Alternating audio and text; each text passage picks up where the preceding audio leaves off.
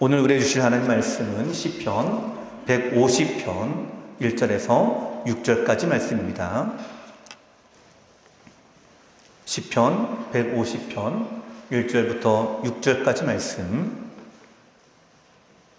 찾은 자를 제가 봉독합니다. 제가 봉독할 때에 하나님의 음성을 들으시기 바랍니다. 할렐루야. 그의 성수에서 하나님을 찬양하며 그의 권능의 궁창에서 그를 찬양할지어다. 그의 능하신 행동을 찬양하며 그의 지극히 위대하심을 따라 찬양할지어다. 나팔 소리로 찬양하며 비파와 수금으로 찬양할지어다. 소고치며 춤추어 찬양하며 견악과 둥소로 찬양할지어다. 큰 소리 나는 제금으로 찬양하며 높은 소리 나는 제금으로 찬양할지어다. 호흡이 있는 자마다 여호와를 찬양할지어다. 할렐루야. 아멘. 우리 앞뒤대로 인사하실까요? 사랑합니다. 축복합니다. 저희 계신 모든 성도 여러분, 또 영상으로 함께하는 우리 성도 여러분들 주님의 이름으로 사랑하고 축복합니다. 할렐루야 라고 하는 이 선언, 하나님을 찬양하라 라고 하는 히브리어인데요. 여러분, 이 선언이 선포되어질 때마다 저는 생각나는 노래가 있습니다. 바로 핸델의 메시아에 있는 할렐루야죠. 할렐루야, 할렐루야. 아마 여러분 한 번쯤 다 들어보셨죠? 저도 대학교 1학년, 2학년 때 이제 본교에서 섬길 때, 제가 모교에서 섬길 때 성가대에서 이 찬양을 했었는데 배우기도 어렵고 또 힘들었지만 또 찬양을 함께 할 때 그 들었던 감동은 아직도 잊지를 못합니다. 이 핸델의 메시아는 오페라라고 부르지 않고 오라토리오라고 부릅니다. 이 오라토리오라고 하는 이 말은 성경 이야기를 노래하는 오페라라고 하는 뜻인데요. 예수님의 탄생, 고난, 부활, 이거를 주제로 총 3부에 걸친 것이 핸델의 메시아이고요. 그 중에 2부의 맨 마지막 곡이 할렐루야라고 하는 찬양입니다. 여러분, 사실 핸델은요, 이 메시아를 작곡하기 전까지 여러 편의 오페라를 작곡한 사람이긴 합니다. 근데 큰 성공을 거두지는 못했어요. 그가 작곡한 몇 편의 오페라들이 실패를 거듭하면서 이 핸델은요, 이제 본인 스스로가 이제 끝났다라고 생각을 하기도 하고요. 또 그런 소문들이 파다하게 퍼지기도 합니다. 근데 그럴 때마다 이 핸델이 실망하지 않으려고 노력을 했다고 합니다. 그런 생각을 가질 때마다 성경을 읽고 또 기도하고 그러면서 열정적으로 작곡에 더 임하려고 애를 썼다고 해요. 그리고 24일 만에 연주시간 2시간에 달하는 이 메시아라고 하는 이 대작을 완성시켰다고 합니다. 그리고 본인이요, 2부의 마지막 곡 합창곡 44번 이 할렐루야를 작곡을 마쳤을 때 핸델은 감격의 눈물을 흘리며 이렇게 말했다고 합니다. 내 앞에 영광스러운 천국이 나타나는 것과 나의 위대하신 하나님을 보았습니다. 핸델이 지금 막 작곡을 끝낸 상태입니다. 그 악보만 보고 있는 상태예요. 여러분, 누가 불러주는 것도 아닙니다. 그러나 작곡한 이분의 눈에 이 악보들이 마치 귀에 음악이 들려지는 것 같은 그 환상을 함께 느끼면서 내 눈앞에 천국이 나타나는 것 같이, 내 눈앞에 위대하신 하나님이 보여지는 것 같은 바로 그런 압도감에 눈물을 흘리며 감격했다라고 그는 고백합니다. 그리고 1743년 3월 영국 런던에서 황제 조지 2세의 참석하에 첫 공연을 이 핸델의 메시아를 들었는데요. 마지막 이 할렐루야 합창이 나오자 황제가 마음에 큰 감동을 받아서 그 자리에 벌떡 일어났다고 합니다. 이것이 관례가 돼서 오늘도 이 할렐루야 찬양이 울려 퍼지면 관객들은 모두 그 자리에 기립을 하죠. 자, 사랑하는 성도 여러분, 찬양은 하나님께 올려드리는 노래와 찬송입니다. 그러나 이 찬양을 드리는 자가 이 핸델과 같이 스스로 그 감동과 감격을 누리게 되면요, 더 큰 은혜와 더 큰 감격을 맛보게 됩니다. 이게 바로 찬양의 모습이에요. 여러분, 놀라우신 하나님, 전능하신 하나님을 우리가 바라보고 그분께 올려드리는 이 찬송 속에서 우리는 그분의 임재 가운데 누리게 됐을 때에 우리의 마음은 두근거리게 됩니다. 마음이 떨리게 됩니다. 기대감을 가지게 됩니다. 그분의 웅장함과 그분의 광대함 속에서 우리는 경외함과 기쁨을 누리게 됩니다. 여러분, 이 감정과 중요한 의지가 잘 드러나는 것이 바로 오늘 우리가 읽은 시편 150편이죠. 여러분, 이 찬양시는요 6절까지 무려 6번에 걸쳐서 우리 가운데 선포합니다. 하나님을 찬양할지어다. 하나님을 찬양할지어다. 자, 사랑하는 성도 여러분, 이 선포는 오늘 우리의 영혼에게 주시는 하나님의 명령이자 말씀입니다. 오늘 우리가 이 명령을 우리 마음에 그대로 받아들여서 하나님을 찬양하고 경배하는 예배자의 삶, 하나님을 향한 뜨거운 마음으로 드리는 우리의 열정과 이 찬양과 함께 드리는 환호와 그 하나님의 놀라운 승리와 행하신 일들을 함께 선포하는 그 믿음의 확신이 오늘 우리의 삶에 가득 넘쳐나게 되기를 간절히 소원을 드립니다. 자, 오늘 본문을 통해서 세 가지를 함께 살펴보며 그럼 찬양이 가득한 삶이 어떤 삶인가 함께 말씀을 나누고자 하는데요. 자, 우리 본문 1절 말씀 같이 읽겠습니다. 본문 1절 함께 읽겠습니다. 시작. 할렐루야. 그의 성수에서 하나님을 찬양하며 그의 권능의 궁창에서 그를 찬양할지어다. 아멘. 자, 이 말씀을 토대로 해서요, 오늘 첫 번째 같이 나눌 말씀은 이것입니다. 우리는 어디에서든지 여호와를 찬양해야 합니다. 어디서든지 여호와를 찬양해야 됩니다. 어디서든지. 자, 사랑하는 성도 여러분, 오늘 본문 1절에 보니까요, 두 가지의 장소가 나옵니다. 그 앞에 그의 성소에서 라고 말하고 있죠. 이 성소는 예루살렘 성전을 가리킵니다. 여러분, 예루살렘 성전은 하나님께 예배를 드리는 곳이죠. 즉, 우리가 예배 중에 찬양하라 라고 하는 뜻이죠. 예배 중에 찬양하라. 우리 교회가 존재하는 가장 큰 첫 번째 이유는요, 바로 예배입니다. 다른 어떤 것이 아닙니다. 하나님께 올려드리는 바로 그 예배가 우리의 모임, 우리의 예배, 즉 이것이 우리 교회의 첫 번째 이유이자 목적이에요. 그리고 이 예배에서 우리는 하나님께 올려드리는 찬송과 기도를 주께 드리죠. 그 이름에 합당한 영광을 돌릴 때에 이 예배는 하나님께서 합당하게 여기시는 예배가 되는 줄로 믿습니다. 여러분, 그러기에 찬양 시간에요, 우리가 온 힘을 다해서 불러야 됩니다. 노래와 가사로 이루어지고 있는 이 찬양을 통해서 그분의 성소와 그분의 임재와 그분의 광대하심을 여러분 찬양하십시오. 여러분, 희한하게도요, 저희가 혹시 노래방 가보셨습니까? 예, 우리는 거룩하게 산지라 노래방에 안 가보셨죠? 노래방에 가면요, 사람들이요 얼마나 크게 외치고 얼마나 크게 소리를 지르는지 모릅니다. 악을 써요, 막. 제가 옆에서 노래방 가끔 이제 지나갈 때 소리가 막 들리거든요.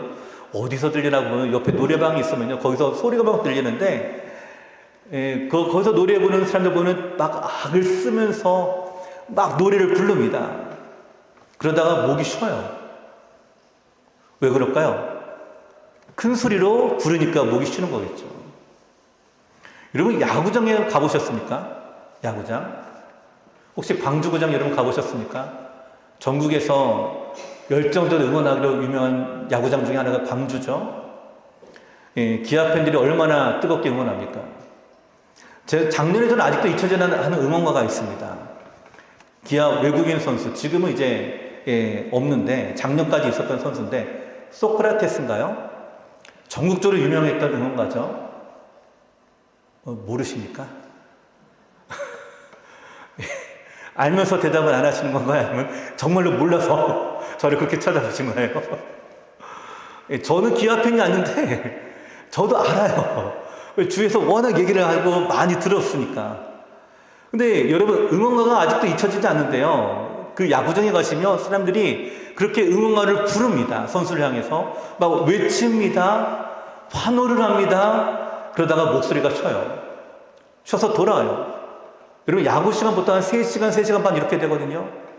3시간, 3시간 반을 쉬지 않고 응원가를 부르고 외치고 그렇게 응원하고 돌아와요. 그렇게 여러분 야구장에서 노래방에서 우리가 그렇게 응원하고 노래 부르는 것, 이것이 여러분 다른 의미에서는 바로 찬양이거든요.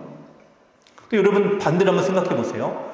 교회에서 우리가 목소리가 쉬운가? 어떠십니까? 야구장 가서 목소리가 쉬기는 합니다. 노래방 가서 목소리는 쉽니다.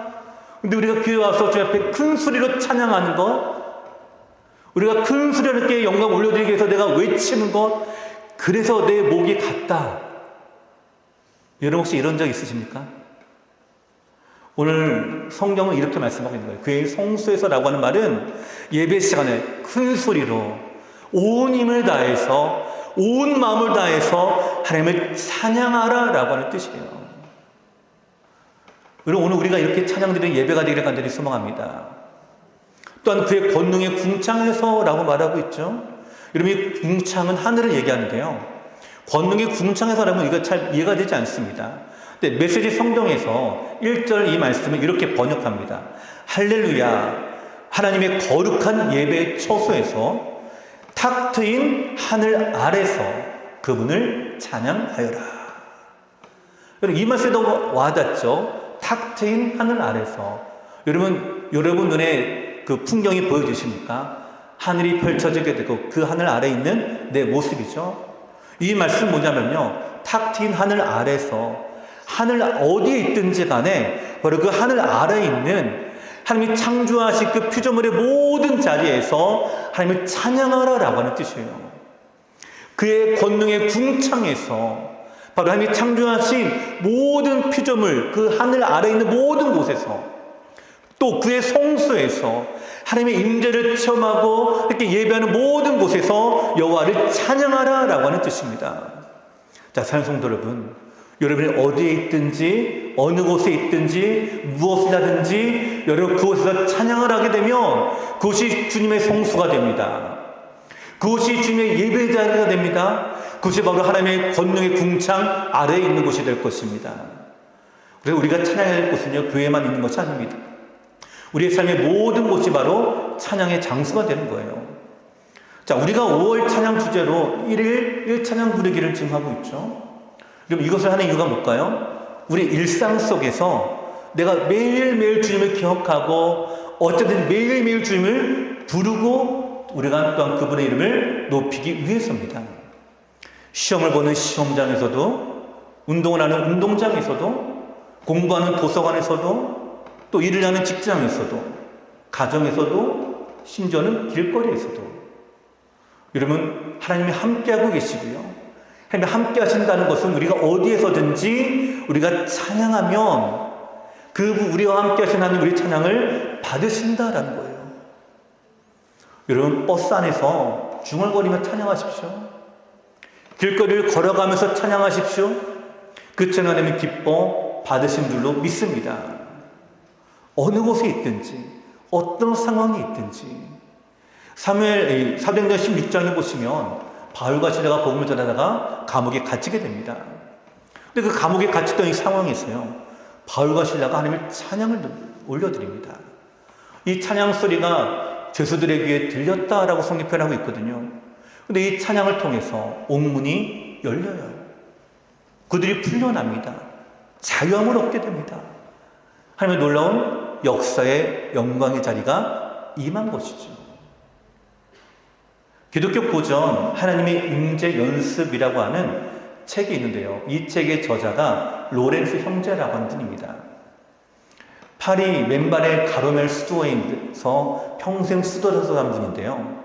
이 로렌스 형제는요, 원래 군인이었어요. 근데 전쟁 중에 다리를 다치게 되고 불구자가 되어서 어쩔 수 없이 퇴역을 하시게 됩니다. 그리고 이후에 수도원에 들어오게 되는데요. 이 수도원에서 여러분 군인에 있다가 수도원에 들어오니까 할 일이 없잖아요. 그러니까 수도원에서 무슨 일을 시키냐면 주방에서 허드렛 일을 시켰다고 합니다. 예, 양파를 까고 감자를 까고 또 그 주방을 청소하고 물을 나르고 이런 허드렛 일을 하는 거예요. 웬만한 사람들은 환영하지 않는 힘들고 고단한 일들이었습니다. 근데 이 일을 이분이 감당하는데 다른 차원으로 이 일들을 이해하기 시작했다고 합니다. 그렇게 일하기 바쁜 와중에서도요, 하나님을 끊임없이 그 순간순간 찬양하는 법을 터득했다고 합니다. 일하다가 잠깐 숨을 돌릴 때, 잠깐 물 한 모금 마실 때 있죠. 그때 그 짧은 순간 하나님께 주목하고 하나님께 찬양과 감사의 기도를 몇 마디 올려드리고, 그리고 나서 다시 또 일했다고 해요. 잠깐 쉴 때, 잠깐 틈이 날 때, 그때 하나님께 찬양과 감사의 기도를 드리고 또 일하고, 잠깐 또 숨 돌릴 때 또 찬양과 감사 기도를 드리고 또 일하고, 이렇게 조금씩 찬양의 삶으로 한 걸음씩 나아가셨다고 해요. 단조롭고 반복되는 자신의 일상생활인데 그 속에 찬양의 시간이 틈틈이 들어가게 되니까 여러분, 이 분의 삶이요 바뀌어지기 시작하더라라는 거예요. 매일매일 내 안에 기쁨이 넘치게 되고 행복을 누린 사람으로 변하게 되더라라는 거예요. 근데 여러분, 이 변화는요 사람들이 금방 알아차립니다. 여러분, 힘든 일하는 표정은 어때요? 네, 그대로 드러나죠. 아, 저 사람 피곤하구나, 눈이 휑하고 얼굴이 힘들고, 여러분 드러나요? 근데 이분의 얼굴이 밝게 빛나더라라는 거예요. 늘 기쁨에 차 있었습니다. 그러니까 옆에서 보니까, 아니 내 생각에는 그렇게 열심히 일하고 피곤할 때 어떻게 그렇게 밝게 빛나고 있는가 궁금해요. 그 사람들이 찾아옵니다. 그리고 물어봐요. 이분이 틈틈이 내가 이렇게 했다고 하는 자신의 영성을 가르쳐드리기 시작합니다. 여러분, 그래서 나온 책이 뭐냐면 하나님의 임재 연습이라고 하는 책이에요.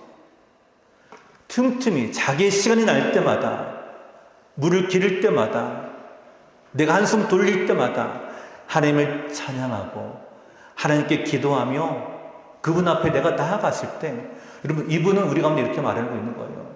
이것이 바로 찬양이 가득한 삶이다라는 것을 우리 눈에 보여주고 계신 거죠. 여러분, 내가 어디에 있는가가 중요한 것이 아닙니다.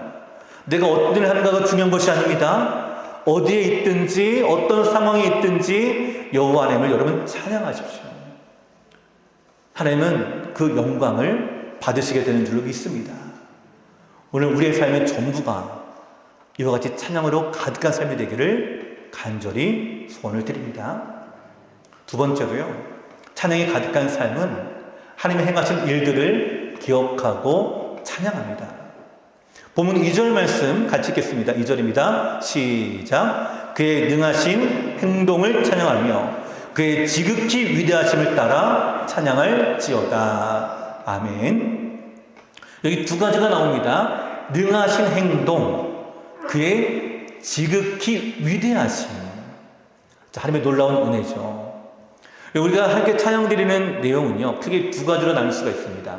첫 번째는 하나님의 창조 사역이고요, 두 번째는 하나님의 구속 사역입니다. 자, 성경은 하나님께서 이 세상을 창조하신 목적을 우리 가운데 보여줘요. 아담을 만드시고 하와를 만드시고 에덴 동산을 만드신 목적을 우리 가운데 말씀하십니다. 그 목적은 뭐냐? 하나님께 찬송하기 위해서, 하나님께 영광 올려드리기 위해서 만드셨습니다.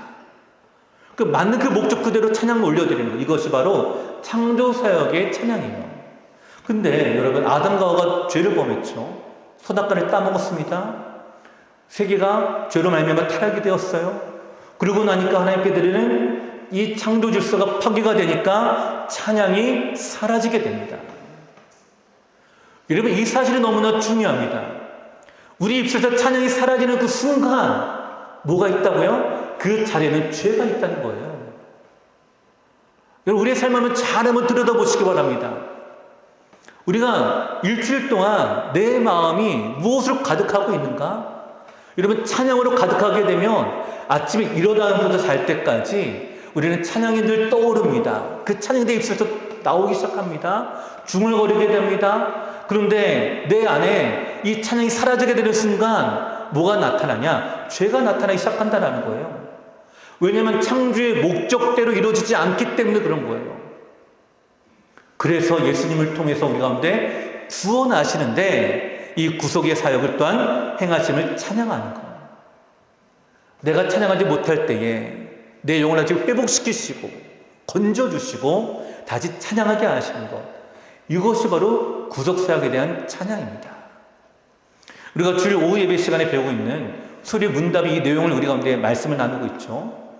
하나님의 정하신 작정, 바로 뜻하신 목적이 뭐냐. 하나님의 영광을 위해서 하나님은 창조하시고 섭리의 사역들을 이루어나가시는데 이 섭리의 사역들을 통해서 하나님을 영화롭게 하고 찬양의 목적을 이루게 하신다라고 하는 거예요. 자, 사랑하는 성도 여러분 이 사실을 깨닫게 되면 온 마음으로 우리가 하나님을 찬양하게 됩니다. 내 삶의 목적이 하나님을 찬양하게 되는 것. 내가 찬양하지 못한 삶을 예수 그리스도의 보혈의 은혜로 말미암아 나를 구속해 할 때에 내 안에 다시 한번 되살다는 찬양의 삶이 내 안에 나타난다라고 하는 거예요. 그럼 이것이 영적인 삶의 활력입니다. 내 안에 에너지가 나타나는 거예요. 여러분 주님을 처음 영접했을 때 여러분 기억하십니까? 처음 주님을 고백했을 때, 내가 처음 주님을 만났을 때 그때 감격, 그 은혜, 그리고 그 은혜는요 우리 안에 찬양이 떠나지가 않는 삶이었습니다. 출애굽기 14장에 보시면 홍해를 건너는 이스라엘 백성의 모습이 나타나거든요. 놀라운 역사의 현장이죠. 구원의 능력이 나타납니다. 바다를 가르시고 그 안에 길을 내시고 이스라엘 백성들을 구원하셨습니다. 뿐만 아니라 뒤에 쫓아오는 애굽의 군대까지도 바다에 수장시키시는 놀라운 승리의 역사이죠. 그리고 이 승리의 역사를 찬양합니다. 출애굽기 15장 1절과 2절인데요. 이때는 이스라엘 백성을 구원하고 이 홍해를 가르고 난 이 사건입니다. 모세와 이스라엘 자손이 노래로 여호와께 노래하니 일러스되 내가 여호와를 찬송하리니 그는 높고 영화로우시며 말과 그 탄자를 바다에 던지셨음이로다. 여호와는 나의 힘이요 노래시며 나의 구원이시로다. 그는 나의 하나님이시니 내가 그를 찬송할 것이요 내 아버지의 하나님이시니 내가 그를 높이리로다. 아멘. 그의 행하신 일들을 내가 받아들이게 되니까, 나에게 행하신 일을 내가 경험하게 되니까 그 일들을 찬양하며 높이게 됩니다. 이것이 바로 우리가 주께 찬양을 드리는 은혜의 모습이에요. 여러분, 어제 제가 제 친한 우리 신대원 동기 형님에게 전화를 받았는데 어떤 전화인 줄 아셨습니까? 창원에 살거든요. 창원 농구팀이 어제 처음으로 그 프로 농구팀 우승을 했어요. 그 기뻐서 전화를 한 거예요, 저에게. 야, 창원 LG가 우승했다. 이 말이 뭘까요? 왜 전화했을까요? 제가 몰라서 전화했을까요? 알려주기 위해서? 왜 전화했을까요? 자랑하기 위해서 전화한 거예요. 자랑하기 위해서. 야, 우승했다. 자랑하기 위해서. 여러분, 이게 무슨 말입니까? 우승한 그 사건은 나랑 아무 관계가 없는 거예요. 근데 그 일이 너무나 놀라우니까 자랑하는 거예요. 여러분, 자랑이 바로 찬양이거든요. 우리를 이렇게 자랑합니다. 이렇게 찬양합니다. 이 찬양의 내용이 오늘 우리가 무엇이 되느냐라는 거예요. 하나님이 나를 향하신 구원의 은혜를 우리가 깊이 누리고 경험하게 되면, 이것이 너무나 기쁘면 우리는 이 기쁨으로 우리는 자랑하게 됩니다. 드러내게 됩니다. 나타나게 됩니다. 그리고 다윗은요, 본인이 왕이 된 것보다 하나님이 나를 구원하신 것이 너무나 은혜 감사해서 찬양을 드려요. 시편 103편 2절에서 5절인데요. 내 영혼아 여호와를 송축하며 그의 모든 은택을 잊지 말지어다. 그가 내 모든 죄악을 사하시며 내 모든 병을 고치시며 내 생명을 파멸해서 속량하시고 인자와 국률로 관을 씌우시며 좋은 것으로 내 소원을 만족하게 하사 내 청춘을 독수리같이 새롭게 하시는도다. 아멘. 여러분, 지금 다윗이 고백하고 찬양하는데 나를 왕으로 삼아주셔서 찬양드리는 것이 아니라, 내가 그렇게 해서 높은 자리에 있어서 내가 찬양하는 것이 아니라 나를 구원하신 그 은혜에 감사 감격하여 찬양합니다. 이게 바로 다윗의 찬양할 수 있는 이유였어요. 나를 이렇게 구원하셨기 때문에 내가 무엇을 하든지 나를 구원하실 것이고, 내가 어떤 상황이 있든지 나는 실망하지 않고 좌절하지 않고 내가 주를 찬양할 수 있습니다 라고 고백합니다. 오늘 이 기쁨과 은혜가 우리 안에 회복되기를 간절히 소망합니다. 우리에게 가진 일들 여러분 생각해 보십시오. 그걸 여러분 기뻐하십시오. 즐거워하십시오. 언제부턴가 우리가 마음이 영적으로 무뎌지는데요. 그 무뎌지는 것이 뭐냐? 기쁨이 사라진다는 거예요. 희락이 사라집니다. 내가 은혜를 받는 것 같기는 해요. 근데 영적인 감정이 한순간에 다 사라져버려요. 왜 그럴까요? 찬양이 사라지니까 그런 거예요. 여러분 찬양을 통해서 여러분 영적인 감정들이 회복되십시오. 그 사도행전 3장에서 안진병이었던 자가 그 자들이 일어났을 때에 그가 춤을 추고 뛰며 성전에 들어가며 주님을 찬양한 것처럼 오늘 우리 가운데 행하신 일들로 말미암아 여러분 찬양하십시오. 마치 나에게 행하신 하나님의 응답과 은혜가 있는데도요, 남에게 준 것과 같이 그렇게 여러분 바라보지 마십시오. 그 은혜는 내 거예요. 다른 누구의 것이 아닙니다. 내 응답입니다. 나에게 주신 거예요. 여러분 그 은혜를 여러분 누리시고 그 안에 기쁨과 감격을 여러분 회복하십시오. 어떤 상황이 있든지 능하신 행동을 찬양하며 지극히 위대하심 따라 찬양할지어다. 오늘 이 은혜에 거하는 우리 성도 여러분 되기를 간절히 소원을 드립니다. 세 번째로 여러분에서 모든 것을 다해서 찬양하십시오. 내가 할 수 있는 모든 것을 다해서.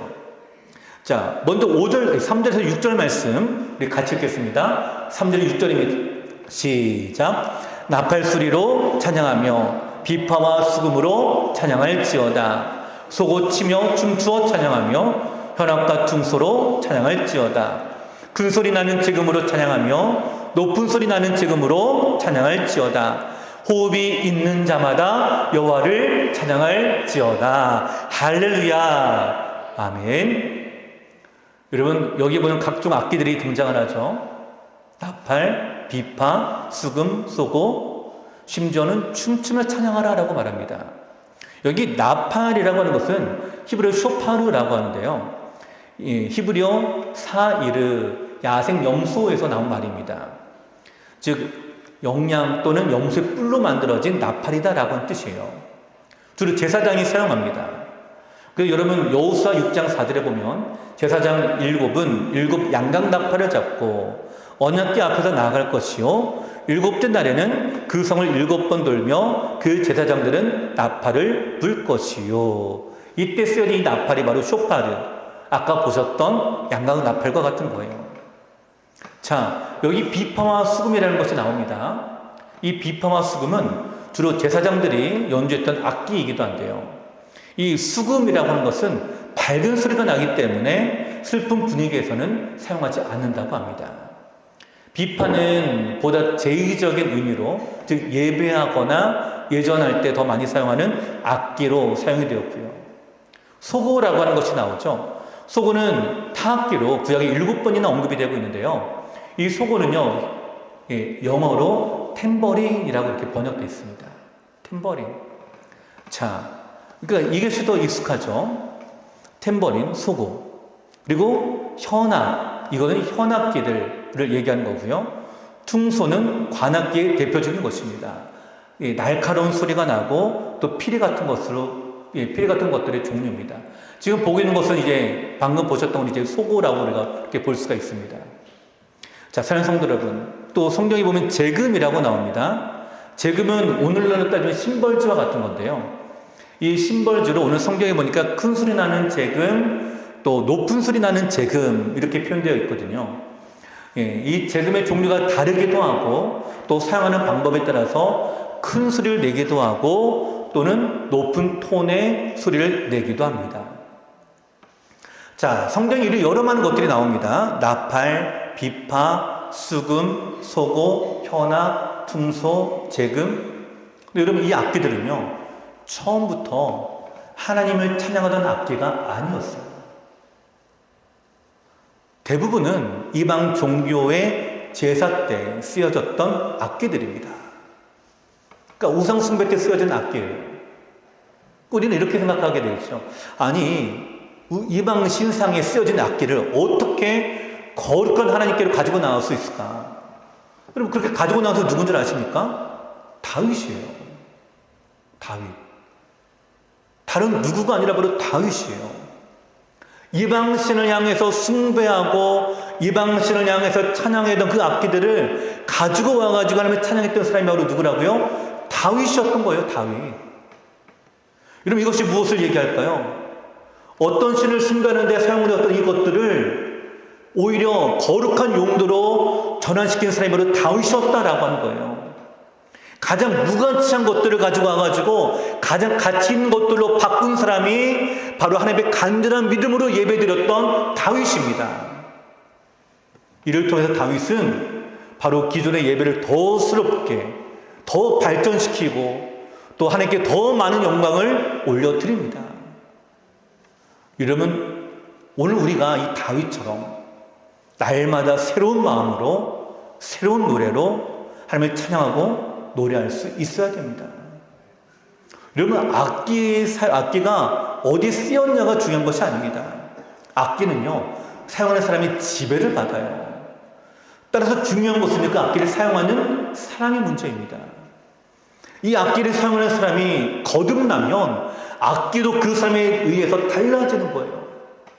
이 악기가 이 세상을 향해서 쓰여지게 되면 하나님을 적다는 악기가 되지만 하나님을 찬양하는 도구로 쓰임을 받게 되면 하나님께 영광이 있는 악기로 바뀌어지게 된다는 것을 얘기합니다. 여러분, 이것이 무엇을 얘기할까요? 오늘 우리의 인생이 이와 같다라는 걸 얘기합니다. 호흡이 있는 자마다 라고 말씀하고 있죠. 호흡이 있는 자마다. 호흡이 있는 모든 자가 사실 다 누구입니까? 성경은 죄인이라고 얘기하고 있습니다. 하나님께 쓰임받을 수 없는 죄인이에요. 거룩한 하나님께 어떻게 이 죄인이 찬양할 수 있을까요? 근데 호흡이 있는 자마다 라고 말씀합니다. 예수 그리스도 우리를 구원해 주시니까, 우리를 하나님의 자녀로 삼아 주시니까, 우리의 모든 삶이 비록 죄로 멀룩진 우리지만 우리의 삶을 성령으로 말미암아 인도함을 받아 거룩한 백성이 되어 거룩한 찬양의 삶을 함께 드릴 수 있는 것이 우리의 삶이다라는 것을 오늘 성경은 우리 가운데 말씀하고 계신 거예요. 그러기에 우리의 삶은 예배에서만 국한된 것이 아닙니다. 우리의 찬양은요, 교회에서만 국한된 것이 아닙니다. 뿐만 아니라 노래와 연주만으로 국한된 것도 아니에요. 여러분, 찬양을 우리가 드릴 때는요, 우리가 단지 그냥 노래하는 것, 하나님께 찬양하는 것, 이것만이 찬양이 아닙니다. 우리가 행하는 모든 삶이 다 찬양이 될 수가 있어요. 여러분, 글을 쓸 때에, 말을 할 때에, 심지어는 여러분의 카톡으로 주고받을 때, 선한 댓글을 다는 것, 하나님의 선한 영향을 끼치는 것, 여러분, 이것도 찬양입니다. 내가 선한 마음을 가지고 선한 그리스도의 사랑으로 내가 사랑을 나누는 것, 내가 이 말씀을 실천하기 위해서 내가 애를 쓰며 나가는 것, 이것이 내 삶이, 내 모습이 바로 찬양이 될 수가 있는 거예요. 호흡이 있는 자마다 찬양하라라고 하는 것은 그 마지막 호흡까지 찬양하라라고 하는 뜻이에요. 사랑하는 성도 여러분, 여러분의 마지막 호흡이 하나님께 찬양 드릴 수 있기를 간절히 소망합니다. 하나님께 영광 올려드리는 삶이 되기를 간절히 축원합니다. 여러분, 이렇게 하나님의 사로잡혀서 하나님의 은혜를 경험해서 목이 쉬도록 여러분 찬양해본 경험이 있으십니까? 저는 중3 때 예수님을 처음 인격적으로 만났어요. 온누리교회에서 매주 목요일 경배와 찬양 집회가 있는데요, 그 집회를 제 친구가 소개로 가게 되었는데 거기서 제가 주님을 만났습니다. 처음 찬양을 함께 부르는데요, 저는 그 찬양을 이제 하나님께 압도당해 버렸어요. 그냥 똑같이 부르는 찬양이에요. 전능하신 하나님 찬양, 언제나 동일하신 주, 전능하신 하나님 찬양, 영원히 다스리네. 사실은 이 찬양을 제가 처음 부른 거 아니었거든요. 제가 교회에서 모태신앙으로 어려서부터 쭉 부르면서 자랐던 찬양들입니다. 근데 어떤 한 특정한 찬양이 아니라 그 주님 앞에 드리는 모든 찬양이 제 눈앞에 아까 핸델이 할렐루야를 쓰면서 그분의 위대하심이 눈에 보여지는 것 같고 그 광대하신 천국이 눈에 보여지는 것처럼 제 눈에요 하나님의 세계가 보여지는 것 같았어요. 그 영광이 너무나 광대하게 비치는 거예요. 그 임재를 내가 경험하게 되니까요 압도가 돼버립니다. 압도가 되니까 그들의 무릎을 꿇을 수밖에 없었어요. 바로 그 창조주 하나님 앞에 고백하지 않을 수가 없었습니다. 주여 나는 죄인입니다. 이 죄인의 입에서 나오는 찬양을 어찌 받으십니까?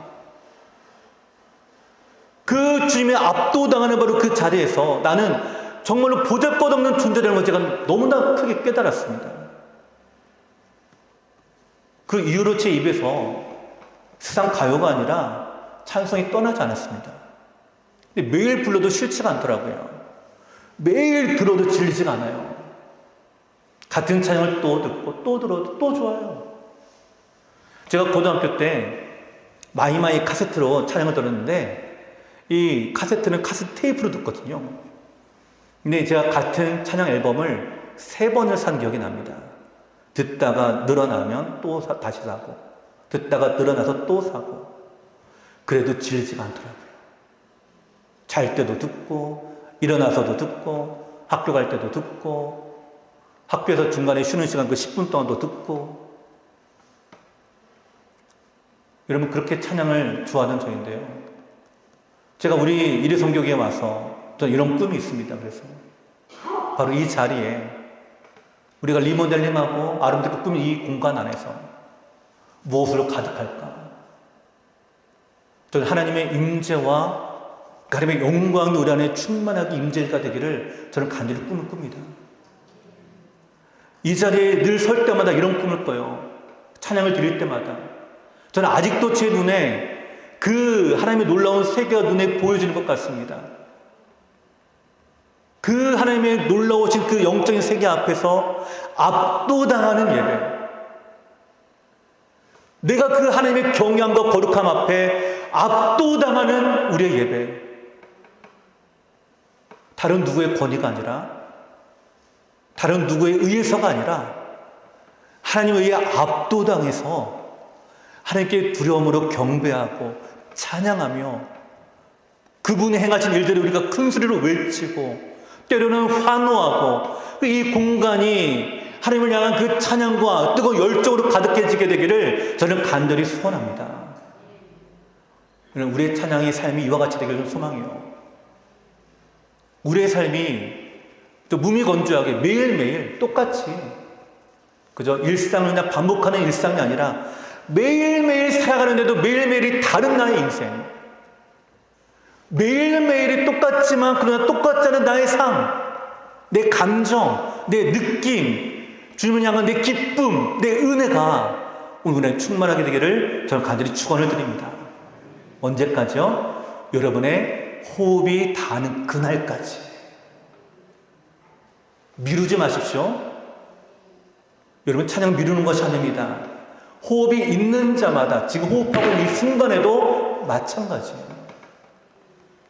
내가 호흡하는 그 모든 순간순간들이 하나님을 찬양하고 하나님을 묵상하고 하나님 앞에 압도되어 그분을 경외하는 마음으로 살아가는 저희 성도 여러분 되시기를 간절히 축원을 드립니다.